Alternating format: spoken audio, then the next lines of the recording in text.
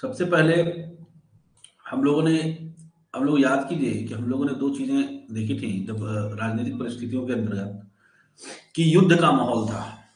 राजनीतिक परिस्थितियों के अंतर्गत हम लोगों ने क्या देखा था, तो राजनीतिक परिस्थितियों के अंतर्गत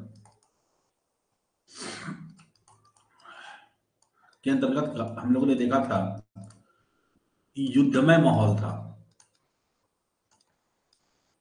इस युद्धमय माहौल से 3 प्रकार की प्रवृत्तियाँ विकसित हुईं। पहली प्रवृत्ति क्या थी कि युद्ध से जो ऊब गए और अध्यात्म का रास्ता और अध्यात्म का रास्ता पकड़ लिया। दूसरा, जीवन की अनिश्चितता को ध्यान में रखकर भोग में प्रवृत्त हो गए। और तीसरे, जो युद्ध को ही अपना लक्ष्य मान लिया। 3 तरह की प्रवृत्तियां थी। एक वे जिन्होंने अध्यात्म का रास्ता अपनाया, दूसरा वो जिन्होंने देखा कि यार यहाँ तो कुछ भी निश्चित नहीं है, कब मृत्यु हो जाए कोई ठीक नहीं है, तो जितना भोगना है भोग लो। और तीसरा जो मामला था वो यह कि भाई युद्ध जब हो रहा है तो युद्ध में डूबे रहो, युद्ध में विजय होना ही हमारा परम लक्ष्य है, पराजित नहीं होंगे, भले हम शहीद हो जाएं लेकिन पराजित नहीं होंगे। तो 3 तरह की प्रवृत्तियां यहाँ राजनीतिक परिस्थितियों से 3 तरह की प्रवृत्तियां विकसित हुई। अब धार्मिक स्थितियों को ध्यान में रखें और धार्मिक परिस्थिति को ध्यान में रखते हैं तो वो क्या हुआ था। हिंदू धर्म में अगर बात करें तो यह भी विकृत हो चुका था। क्या था इसमें? बहुत सारे बाह्याडंबर थे। बौद्ध धर्म भी, बौद्ध विहार भी वामाचार से विकृत हो चुके थे। ठीक है, यानी धर्म अस्थिर था, कोई मानक रूप उपस्थित नहीं था। ठीक है, यहां तक बात समझ में आ गई। अब देखो, जब सामाजिक परिस्थितियों पर हम लोग विचार करेंगे तो हम लोगों को यह समझना होगा कि जिस क्षेत्र विशेष में धर्म विकृत हो, जिस क्षेत्र विशेष में धर्म विकृत हो और क्या विकृत हो, माहौल, वातावरण अशांत हो, उस जब वातावरण अशांत होगा, धर्म विकृत होगा, तो समाज जो है वो किस पर अवलंबित है? ये जो वातावरण खराब है, यानी राजा युद्ध कर रहे हैं, समाज का निर्माण किससे होता है? समाज का निर्माण 2 वस्तुओं से होता है। अगर समाज को ध्यान से देखें तो मुख्यतः समाज क्या व्यक्तियों से बनता है? व्यक्तियों से ही समाज का निर्माण होता है। इस समाज पर किसका प्रभाव पड़ेगा? राजा का। इस पर राजा का प्रभाव पड़ेगा और इस पर धर्म का प्रभाव पड़ेगा। क्यों? क्योंकि देखो, राजा की जो नीतियां होती हैं वह सीधे समाज पर प्रभाव डालती है या नहीं? जैसे मोदी जी ने कहा कि ट्रिपल तलाक बंद। ठीक है, ट्रिपल तलाक बंद हो जाएगा। तो ये ट्रिपल तलाक जब उन्होंने बंद किया तो इसका प्रभाव किस पर पड़ा? इसका प्रभाव मुस्लिम समाज पर पड़ा, एक प्रकार के समाज पर पड़ा। अगर मोदी जी ने कहा कि पेट्रोल की कीमत मान लो कि 100 रुपए की, तो इसका प्रभाव किस पर पड़ा? तो व्यक्तियों पर पड़ा, व्यक्तियों का मतलब समाज पर पड़ा। तो राजा की अच्छी नीति है, अच्छी नीति अगर है तो अच्छा प्रभाव पड़ेगा समाज पर, अगर बुरी नीति है तो समाज पर बुरा प्रभाव पड़ेगा। ये बात समझ में आई?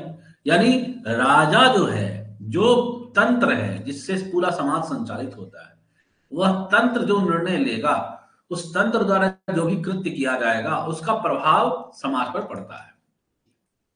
धर्म का क्या रोल है? तो धर्म का रोल यह है कि हर व्यक्ति का अपना एक धर्म होता है। जैसे हमारे यहां कुछ लोग हिंदू धर्म मानते हैं, कुछ लोग इस्लाम मानते हैं, कुछ लोग ईसाई मानते हैं, कुछ सिख हैं, ठीक है, और अन्य आदि आदि धर्म हैं। सबके धर्म ग्रंथ हैं और सबके धर्माचार्य हैं और सब कुछ ना कुछ धर्म के विषय में हमें सीख देते हैं। और जो इस धर्म है, इससे व्यक्ति सर्वाधिक संचालित होता है या व्यक्ति के मानस पटल पर सर्वाधिक प्रभाव डालता है, वह धर्म होता है। धर्म व्यक्ति के मस्तिष्क पर सर्वाधिक प्रभाव डालता है। अब जब राजा युद्ध में व्यस्त हो, राजा क्या कर रहा है? राजा युद्ध में है। तो राजा जब युद्ध में है तो राजा युद्ध करेगा तो उससे क्या क्या चीजें पैदा होंगी? महंगाई पैदा होगी, क्योंकि अगर राजा युद्ध करेगा तो युद्ध करने पर क्या होता है? क्षति होती है। तो क्षति होगी तो उसकी भरपाई राजा कहां से करेगा? किसानों से करेगा, अन्य जमीनों से करेगा, वहीं से करेगा, तो महंगाई बढ़ेगी। राजा युद्ध करेगा तो और क्या होगा? वह प्रजा पर, राज्य पर ध्यान नहीं देगा, ठीक है। तो राजा के युद्ध करने से दो स्थितियां उत्पन्न होती हैं समाज में। एक तो महंगाई बढ़ती है, महंगाई बढ़ेगी तो अमीर की भी हालत खराब होगी और गरीब की हालत जो खराब थी और बदतर होगी। राज्य पर ध्यान नहीं देगा तो क्या होगा? राज्य पर ध्यान न देने के कारण वातावरण, जो सामाजिक तंत्र है, वो क्या होगा? खंडित होगा, उच्छृंखल होगा, होगा कि नहीं? ठीक है। तो एक युद्ध करने की प्रवृत्ति के कारण अनेक तरह के प्रभाव समाज में दिखलाई पड़ते हैं। अब यही देखो धर्म, धर्म अगर, धर्म से व्यक्ति सीधा जुड़ा हुआ होता है, धर्म से व्यक्ति सीधा जुड़ा हुआ होता है, इसका डायरेक्ट कनेक्शन होता है। अगर धर्म विकृत है, यानी धर्म में किसी प्रकार का, मान लो कि तंत्र मंत्र, वशीकरण जिसके अंतर्गत आता है, सिद्धियां अनेक प्रकार की होती हैं, अनेक प्रकार के इसमें भोग की प्रधानता होती है, तो अनेक प्रकार के जो वामाचार हैं, यह यदि धर्म में प्रवेश कर जाते हैं तो वामाचार का प्रभाव उससे जुड़े व्यक्ति के भी ऊपर पड़ेगा। क्योंकि धर्म का तो अनुपालन कौन करता है? धर्म का अनुपालन तो व्यक्ति ही करता है। तो व्यक्ति फिर क्या करने लगेगा? वामाचार करने लगेगा।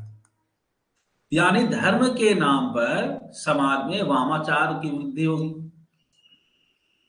यानी समझ सकते हैं कि जिस समाज में राजा युद्ध कर रहा हो, माहौल, महंगाई बढ़ी हुई है, एक प्रकार की अस्थिरता का माहौल है, पुरुष और महिला जो भी धर्म से जुड़े हैं सब वामाचार में लिप्त हैं, तो एक प्रकार की स्थिति कैसी रहेगी? बहुत ही बदतर स्थिति रहेगी। अब ऐसी बदतर स्थिति में क्या होगा? ऐसी बदतर स्थिति में दो तीन चीजें होंगी। क्या क्या होंगी?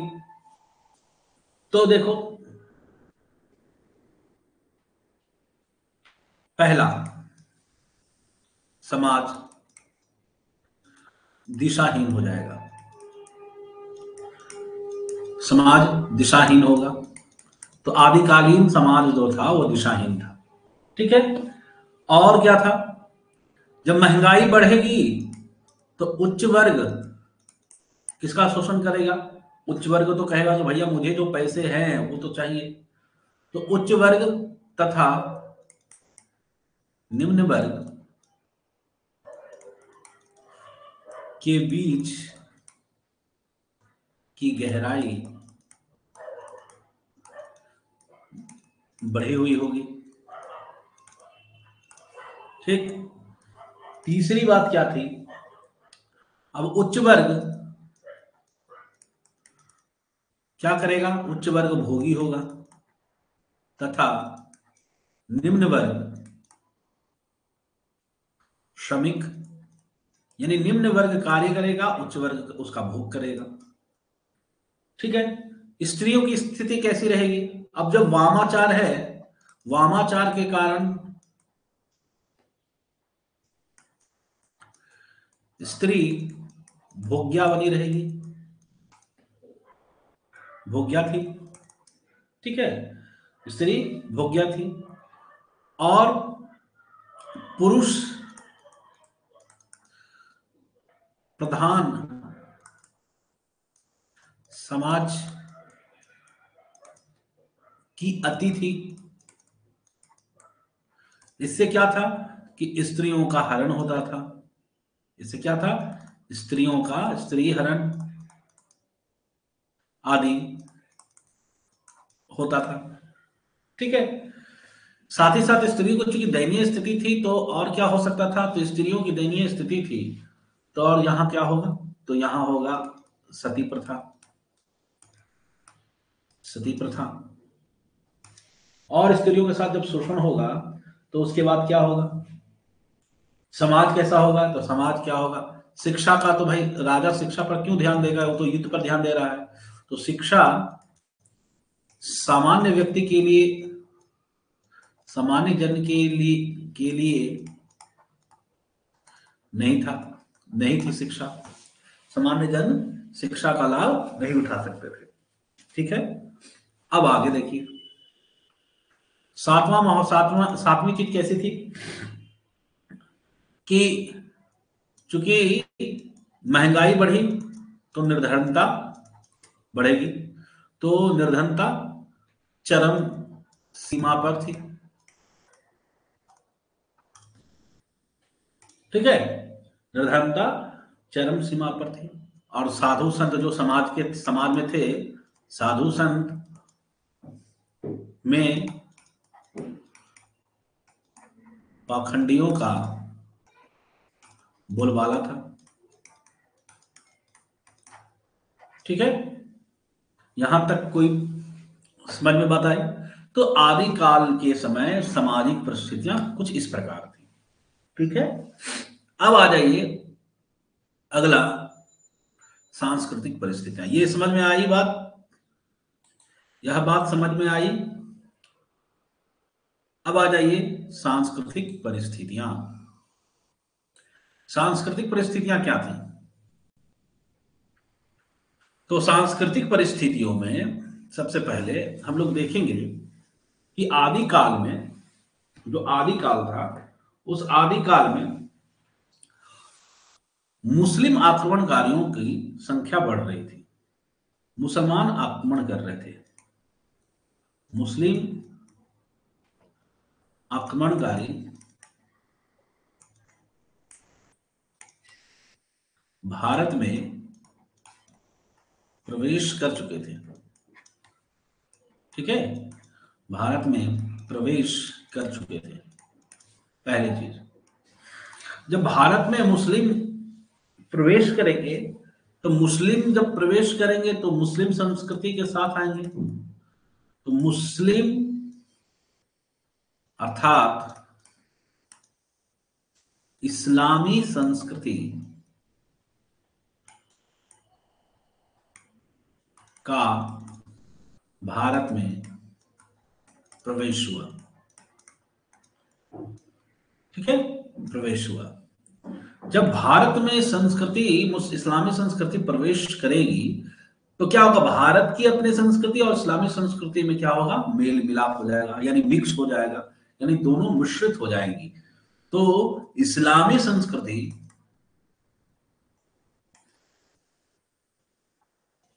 और हिंदू संस्कृति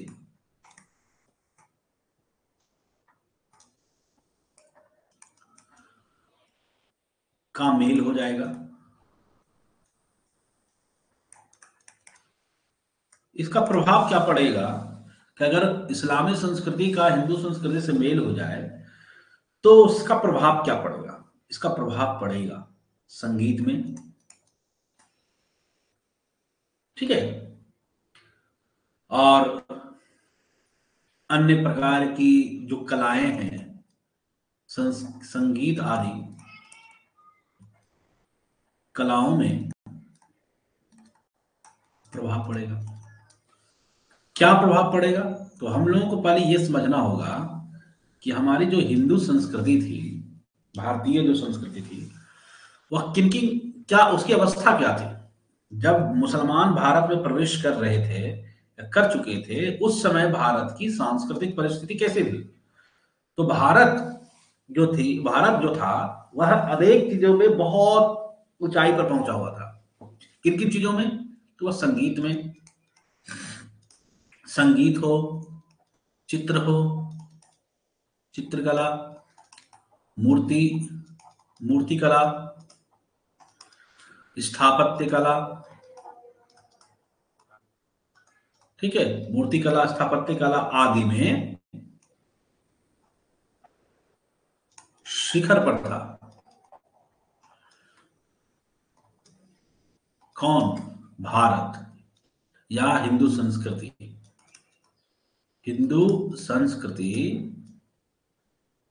शिखर पर थी, ठीक है।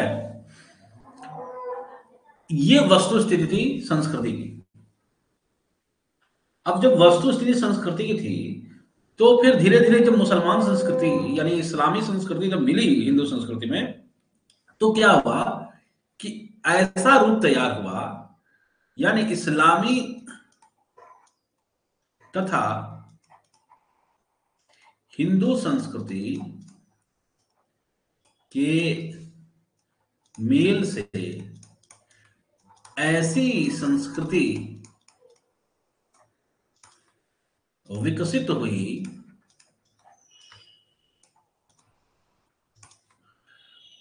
जिसे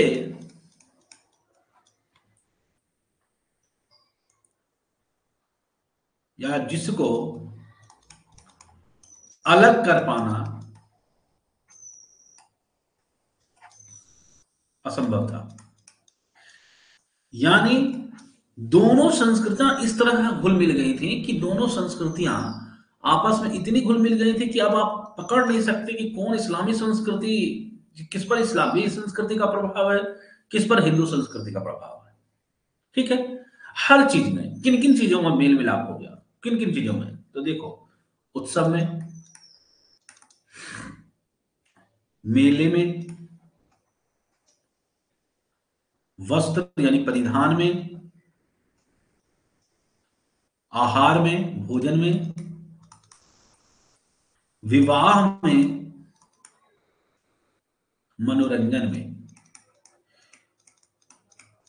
इन सब में हिंदू मुसलमान इस्लामी संस्कृति का प्रभाव स्पष्ट देखने को मिलता है, ठीक है। जैसे अगर हम संस्कृत के क्षेत्र में देखें तो संस्कृत के क्षेत्र में जैसे सारंगी है, संगीत के क्षेत्र में सारंगी या तबला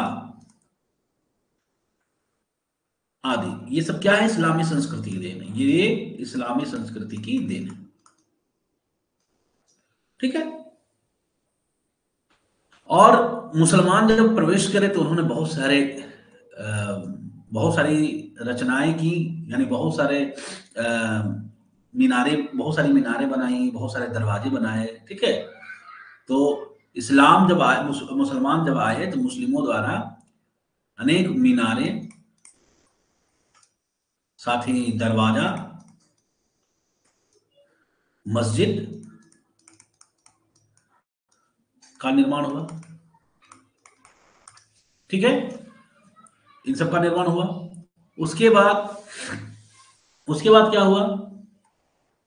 उसके बाद हुआ एक चीज और जो आप लोगों को देखने की आवश्यकता है कि इस्लाम का या इस्लामी संस्कृति का प्रभाव केवल एक ही ऐसी कला है, केवल एक कला पर नहीं रहा, केवल एक कला के ऊपर नहीं रहा। और वो कला क्या है?